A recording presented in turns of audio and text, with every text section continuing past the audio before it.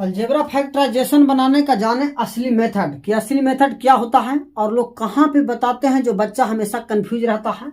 तो ये रहा क्वेश्चन, आप इसको नोट कीजिए, हम इसको करते हैं सोल्यूशन। फैक्टराइजेशन पहले हम एक एग्जांपल से समझेंगे। एग्जांपल अगर है 2x square minus 12x plus 18 बराबर 0, ठीक है। तो कुछ लोग क्या करते हैं बोस कि 2 गुने 18 बराबर 36 लिखते हैं। क्या लिखते हैं? 36। और 36 का फैक्टराइजेशन करते हैं 2 से 18, 2 से 9 और 3 से 3 और 3 से 1।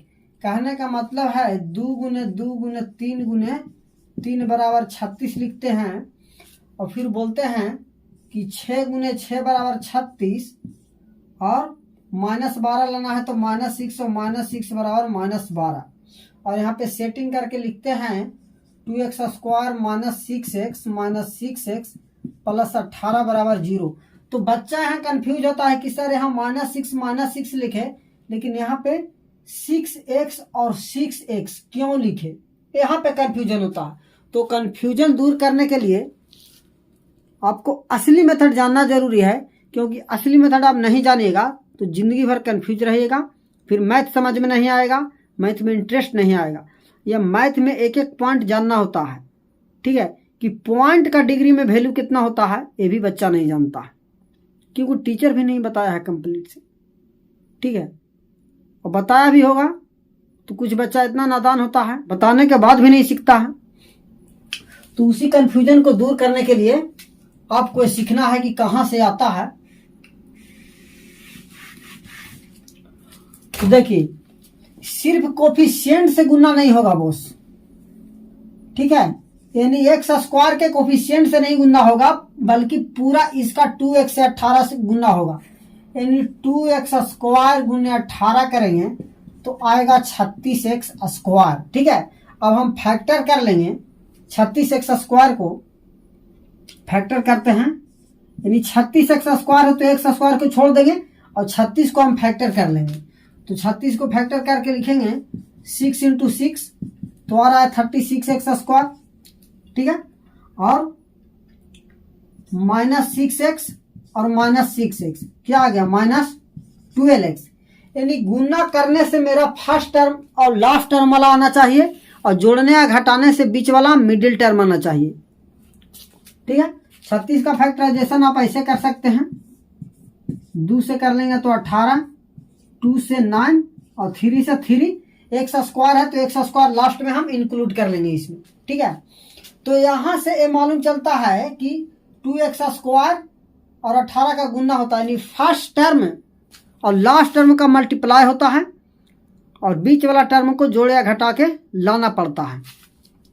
तो यहां से आ जाएगा 2x स्क्वायर -6x और -6x प्लस 18 बराबर 0। यानी 6x और 6x 12x आ गया, और 6 गुने 6 36, यानी 18 गुने 2 36। यानी फर्स्ट टर्म और लास्ट टर्म को गुना करने से आना चाहिए 18 दूनी 36, ठीक है, और 6 6 12, ये हो गया। यहां से अब देखना है कि कॉमन क्या आएगा। तो यहाँ पे देख रहे हैं कि 2 से भी डिवाइड है और 2 से 6 भी डिवाइड है, यहाँ भी x है यहाँ भी x है, इसका मतलब यहाँ से 2x कॉमन आ रहा है। कॉमन का मतलब कि हर 2 टर्म में मिलता हो उसमें कॉमन है। तो यहां से 2x कॉमन लिए तो यहां से 2x था तो 1x बच गया, और 2 तिया 6 तो यहां से 3 बच गया। अब ये दोनों में देख रहे हैं कि यहाँ x है, x यहाँ पे नहीं है, इसका मतलब x कॉमन नहीं है। तो यहाँ से 6 कट रहा है, यहाँ 18 भी 6 से डिवाइड होता है तो -6 कॉमन आएगा, तो x -3 बराबर 0। आपको देखना है कि ए वाला ब्रैकेट और ए वाला ब्रैकेट सेम है या नहीं, बराबर है या नहीं। अगर बराबर है इसका मतलब आप सही जा रहे हैं। तो यहाँ से x -3 कॉमन लेंगे, ए वाला x -3 कॉमन लिए तो यहाँ से बच गया 2x, और यहाँ से x -3 कॉमन आ गया तो यहाँ पे बच गया -6 बराबर 0।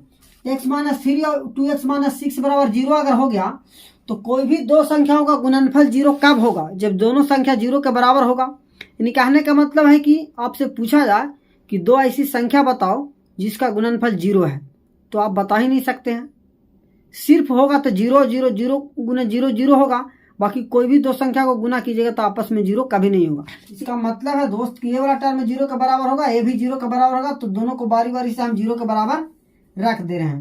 तो x माइनस 3 बराबर 0, देन x बराबर इधर आ गया 3 और इधर हो गया 2x माइनस 6 बराबर 0, 2x बराबर 6 और x बराबर आ जाएगा 6/2 यानी कि 3 आ गया। ठीक है, यानी x का इसका रियल मान चेक करना है कि x का वैल्यू क्या है।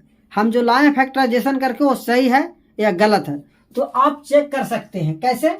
यहाँ इक्वेशन में वैल्यू पुट करके, तो आप इसे नोट करें, इक्वेशन में वैल्यू पुट करना है जो मेरा इक्वेशन है उसमें। तो यहाँ पे x बराबर हम फाइंड कर रखे हैं कि x बराबर क्या आया वैल्यू 3, तो यहाँ पे 2 इंटू एक्स क्या जाएगा 3 का स्क्वायर माइनस 12 गुने 3 प्लस 18, इधर 0 है तो इधर भी 0 आना चाहिए। तो यहाँ से 3 3 9 दूनी 18 माइनस 12 गुने 3 36 और प्लस 18 और 18 मिलके 36 और माइनस 36 कट के 0। इसका मतलब x बराबर 3 और 3 दो आंसर संभव है। तो क्या हर बार बराबर आंसर आएगा? नहीं, कोई जरूरी नहीं कि बराबर आंसर होगा, अलग अलग भी होगा, लेकिन x का दो वैल्यू संभव है क्योंकि मैक्सिमम पावर वेरिएबल का क्या है 2 है। इसका मतलब एक क्वाड्रेटिक इक्वेशन है, क्वाड्रेटिक इक्वेशन का हमेशा 2 सॉल्यूशन होता है, x का 2 मान होता है। आपके सामने 4 इक्वेशन है, चारों इक्वेशन को हम बारी बारी से बताते हैं, जिसमें फर्स्ट टर्म और लास्ट टर्म सेम है। इक्वेशन नंबर पहला का factorization, x square minus 2x minus 15 बराबर 0। तो 15 का फैक्टराइजेशन करेंगे, 15 को क्या करना फैक्टराइजेशन, तो 3 गुने 5 15 हो रहा है, तो यहाँ पे लिख देंगे। अब -2 हमको लाना है, यानी गुना करने से हमको 15 आना चाहिए और जोड़ने या घटाने से -2 आना चाहिए। -5 प्लस 3 बराबर -2 आ रहा है और -5 गुने 3 बराबर आ रहा है -15। ठीक है, यानी सेटिंग मेरा सही है। तो x square -5x plus 3x minus 15 बराबर 0। अब -5 में से +3 -2 और 5 गुने 3 15। अब कॉमन लेना है तो हर दो टर्म में सेम जो हमको मिलेगा वो कॉमन होगा। तो यहाँ पे देख रहे हैं कि एक्स स्क्वायर 2 है, यहाँ पे x है, यहाँ पे x कॉमन आ गया तो x, और यहाँ से x चला गया तो 5 बच गया, यहाँ से x आ गया और यहाँ से x आ गया, यानी कि ये दोनों टर्म में से हम x कॉमन ले लिए। ठीक है, अब ये दोनों टर्म में से क्या हम कॉमन मिल रहा है कि यहाँ पे x है लेकिन यहाँ x नहीं, इसका मतलब x कॉमन नहीं होगा। तो 3 से 3 कट रहा है, 15 भी 3 से कटता है तो 3 कॉमन आ जाएगा, तो x माइनस 5 बराबर 0। अब ए वाला टर्म और ए टर्म बराबर है, इसका मतलब आप सही जा रहे हैं, सही बना रहे हैं। तो x माइनस 5 यहाँ से कॉमन आ जाएगा और x प्लस 3 बराबर 0। अब दोनों को बराबर 0 के रख देंगे तो x बराबर 5 आ जाएगा और इधर x प्लस 3 बराबर 0 है तो x बराबर आ जाएगा -3। ठीक है, यानी इक्वेशन का दो वैल्यू हो गया, x बराबर +5 और -3। ठीक है, तो ये 4 इक्वेशन आपको सामने हम बता रहे हैं। ठीक है, चारों इक्वेशन का फर्स्ट टर्म और लास्ट टर्म सेम है, यानी फर्स्ट में एक्स स्क्वायर है और लास्ट में कहीं पे +15 है, कहीं पे -15 है। तो ये डिसाइड हो रहा है कि इक्वेशन का वैल्यू हमेशा समान होगा, यानी कि 5 और 3 ही होगा। इक्वेशन का जो x का मान होगा 5 होगा और 3 होगा, लेकिन कभी दोनों पॉजिटिव होगा, कभी दोनों नेगेटिव होगा, कभी एक पॉजिटिव और कभी एक नेगेटिव होगा, क्योंकि सभी का प्रोडक्ट क्या है 15 है। तो 5 गुने 3 ही 15 आएगा। संख्या तो 5 और 3 होगा लेकिन साइन चेंज होगा। दूसरा इक्वेशन में क्या है कि +2x किया है, तो +2x करेंगे तो इसको लिखेंगे एक्स स्क्वायर, अब +2 हमको लाना है तो 5x माइनस 3x माइनस 15 बराबर 0। +2x लाना है और -15 लाना है, इसका मतलब है कि 5 गुने 3 तो 15 आ रहा है दोस्त, और +2 हमको लाना है तो बड़ा वाला को प्लस में रखना है, छोटा वाला को माइनस में रखना है, तो +2 आ रहा है। ठीक है, और x है तो x लगा लेंगे, यानी जब जो भी आपको साइन लाना होगा, अगर पॉजिटिव लाना है तो बड़ा वाला को पॉजिटिव रखना होगा, नेगेटिव लाना है, इसका मतलब बड़ा वाला को नेगेटिव रखना है। अब यहाँ पे कॉमन लेंगे तो यहाँ से x प्लस 5 माइनस 3 कॉमन लेंगे तो x प्लस 5 बराबर आ जाएगा 0। x प्लस 5 कॉमन आएगा यहाँ से तो x माइनस 3 बराबर 0।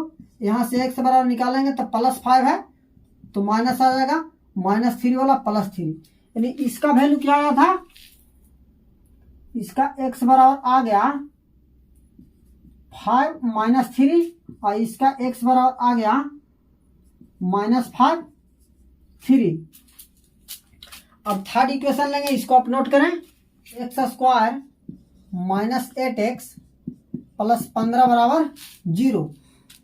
तो एक्स स्क्वायर माइनस 8x है तो 15 है ना, तो 5 गुने 3 बराबर 15 आ रहा है, यानी 15 को हम फैक्टराइज करेंगे तो 5 गुने 3 और माइनस 8 लाना है, इसका मतलब माइनस 5 और माइनस 3 मिलकर क्या आता है माइनस 8। अब x यहाँ पे लगा हुआ तो x लगा देंगे, y रहता y लगा देते हैं, तो यहाँ पे माइनस 5x और माइनस 3x प्लस 15 बराबर 0। अब देखिए 3 गुने 5 15 और माइनस 5 माइनस 3 माइनस 8x, इसका मतलब मेरा सेटिंग सही है। यहाँ 2x स्क्वायर है और यहाँ पे 5x, तो x कॉमन लेंगे तो x माइनस 5 माइनस 3 कॉमन लेंगे तो x minus 5 is equal to 0। हमेशा a ब्रैकेट और a ब्रैकेट सेम आ रहा है तो आप सही जा रहे हैं। अब यहाँ से x माइनस 5 कॉमन लेंगे तो यहाँ से बच जाएगा x और यहाँ से माइनस 3 बराबर 0। अब दोनों 0 के बराबर रखेंगे तो x बराबर आ जाएगा 5 और 3, ये माइनस 5 है, 0 को साइड में जाता है तो प्लस आता है, माइनस वाला 3 प्लस 3, तो ये वाला हो गया x बराबर 3 और 5। चौथा इक्वेशन में दिया है प्लस, तो यहाँ पे जब प्लस है तो 5 गुने 3 15 और 5 plus 3 8, x square plus 5x plus 3x plus 15 बराबर 0। और कॉमन लेना है तो x यहाँ से आ जाएगा, 3 यहाँ से आ जाएगा,